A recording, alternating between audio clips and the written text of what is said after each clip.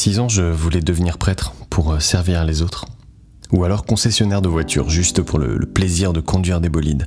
Mais à 7 ans, ma sœur, qui n'avait pas de sœur, justement, et qui rêvait d'en avoir une, décide de me mettre en scène dans Le mariage forcé de Molière et me confie le rôle féminin de Dorimène, que j'apprends dans son intégralité, mais sans en comprendre un mot. Ma famille se régale. Je veux devenir actrice.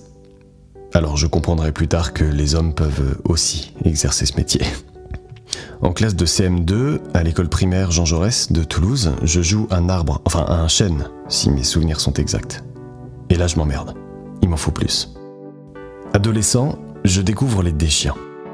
Leur créativité et leur liberté me fascinent. J'enregistre tous les sketchs avec mon enregistreur cassette. Il passe en boucle dans mon Walkman que j'ai toujours sur moi dans le bus 31 qui m'emmène au lycée. Et je les joue en boucle à l'heure du dîner avec ma sœur. Ma mère n'en peut plus, même si je la fais rire. Et comme je suis un garçon solitaire et timide, elle m'envoie de force dans le club théâtre du lycée. Ça va te faire du bien, tu verras. Et puis, t'auras qu'à leur faire tes sketchs. Et ça marche. Les gens viennent me parler, surtout les filles, et j'arrive enfin à embrasser Julie.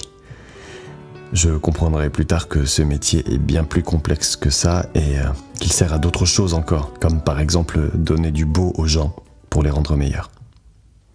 J'arrive à l'école Claude Mathieu en 2002 à Paris. Un homme normal rêve de foutre le camp. Je suis débordant d'envie et d'énergie. Sur la devanture de l'école, il est écrit « Art et technique de l'acteur », technique avec un S. Eh ben, il y a du boulot. Alors je m'y mets, et pas qu'à moitié. Il y a peu de temps, j'ai réalisé que je n'avais pas choisi ce métier par hasard. Mon père avait un handicap qui l'empêchait de parler. J'ai voulu prendre la parole à sa place d'une certaine manière, en devenant acteur. J'aime la puissance de Leonardo DiCaprio dans Le Loup de Wall Street. Kevin Spacey me fascine dans American Beauty. James McAvoy m'impressionne dans Slipped. Philippe Torreton est bluffant dans Présumé coupable. Vincent Lindon est un acteur aussi complexe que passionnant. J'aime les films de Joachim Lafosse, Xavier Legrand, Xavier Dolan, Catel Kiléveré, Jacques Audiard, Jean-Pierre Améris, pour ne citer que. On me distribue la plupart du temps dans des personnages puissants, cyniques, manipulateurs, pervers, mais aussi des personnages sensibles, fragiles et brisés.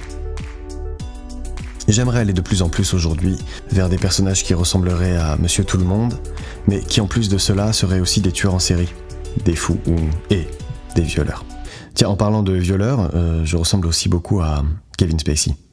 Et je me prépare en ce moment même pour son biopic. Ma force ?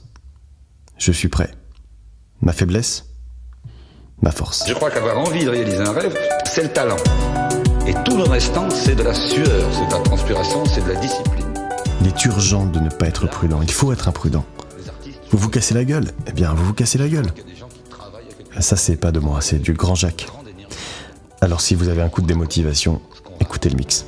On raconte ce qu'on n'arrive pas à faire.